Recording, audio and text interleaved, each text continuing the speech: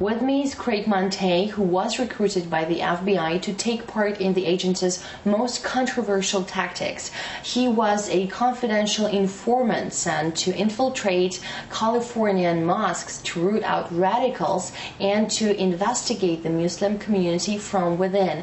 Now, 6 years later, he is with civil liberties groups to campaign for their rights. Thank you for having me. Back in 2006, you became Farouk al-Aziz, a French-Syrian in search of his Islamic roots. Tell me, how did that happen? Well, I was successful as an informant from 2003 to early 2006, working on murder-for-hire operations, bank robberies, infiltrating white supremacist groups. And one day, as I was speaking to my handler, her name was Tracy Hanlon, I said, I think I'm interested in infiltrating mosques. And she said, oh my gosh, that would be amazing. You would be gold. They needed a man, a specific kind of man, a certain man who can, with the proper training, can adapt and blend in into the Muslim community, learn the language, learn the religion, and use the religion and the culture against the Muslim community. The FBI supplied me with sophisticated surveillance devices. They were called key fobs. It's like a car remote control. I had maybe between 5 and 6 of them. They're always charged, and I left them around the mosques where I would frequently pray. I had one in my pocket the entire time, always on. And I had the other key fobs just laying around in certain places where they wanted me to target, like the imam's offices, certain board members' offices, certain worshippers' cars, in their homes. So those devices were pretty much used on a daily basis. Did you use any information that you acquired to create other informants? Yes, that was part of my role on Operation Flex. For example, in my conversations or in their private conversations, let's say certain things would come up, like if a Muslim man was married and he had a girlfriend, a mistress, the FBI would use that information to blackmail that individual to become an informant. Or if someone perhaps had a different sexual orientation, the FBI would use that information to blackmail them to become an informant. Or a certain youth, if they had recreational drug use or desire to use certain narcotics on a misdemeanor level, the FBI would use that to blackmail them to become an informant. You've said earlier in one of your interviews that at that time you felt you were untouchable. Because I was protected by the FBI under the bracket of national security. So that is the most untouchable that an individual can be, where the local police or even federal officials cannot arrest them because of transactional immunity. At that time, did you have any concerns about what you were doing was wrong? Yes, I did. But I was being paid a lot of money at the time, and I was assured by my handlers that the information that I was gathering and the method that I was using to gather it was far more important than the violation of anyone's rights.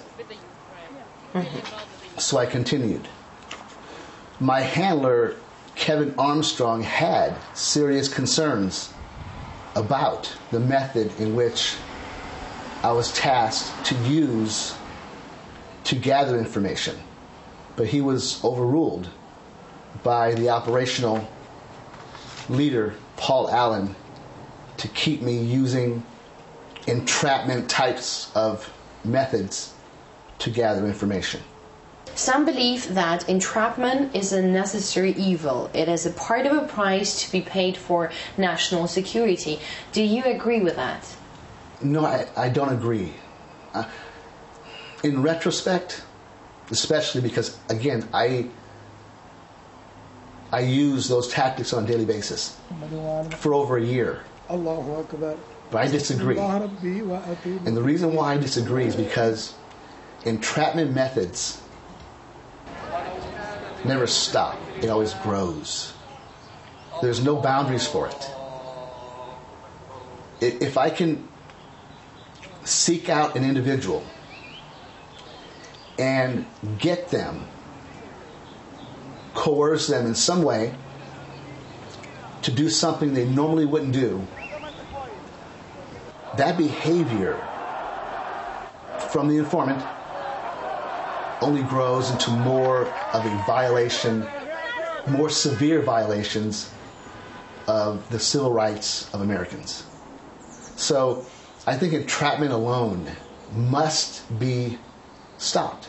How widespread is entrapment among law enforcement agencies in the U.S.? In my experience, and I've worked with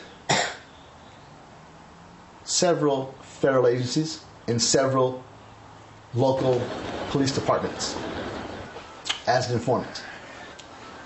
And I'll tell you this, on each and every operation and case I worked on, a large degree of entrapment is the principal method. That's not justice. That is a grave injustice. And I believe the FBI must rethink their policies and procedures, because I believe that entrapment creates enemies. Because all entrapment really is the bottom line, it is setting someone up. Does the U.S. entrap people abroad too? Abroad? Yes. Yes. Operation Flex began in the United States, but Operation Flex expanded into beyond the borders of the United States. And there were people in Afghanistan and a certain few in Iraq, a few in Yemen, who were entrapped, but they were used, that method of entrapment was used to blackmail them to become informants, not lead to an arrest. It was to blackmail them. Now, in regards to Victor Bout, he was implicated somehow in dealing with Charles Taylor when he was a president of Liberia. He was accused of having ties with the RUF in Sierra Leone, among other areas in the world, in Africa rather, where he was accused of providing arms. Usually, when they want you, they meaning federal authorities, DEA, ATF, FBI, they will arrange some type of operation where they lure you in an entrapment manner, where you may be innocent of that particular crime, but they'll use that arrest to pressure you to plead guilty on other arrests. So, having known the methods of the FBI, DEA, ATF, which I worked as an informant with those individual agencies, not only the FBI, I would say entrapment is definitely there. Are other minority communities in America targeted as intensively as Muslims? No, I think the Muslims today are what the African Americans were in the 50s, 60s, and 70s.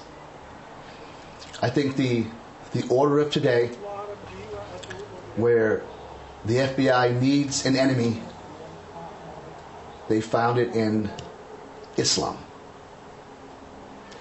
And I think, unfortunately, it's going to last a long time. Religious war, yes, but they will never say that because they can't. It's a violation of one's constitutional rights. But that's exactly what it is. The war on terror is a war on Islam.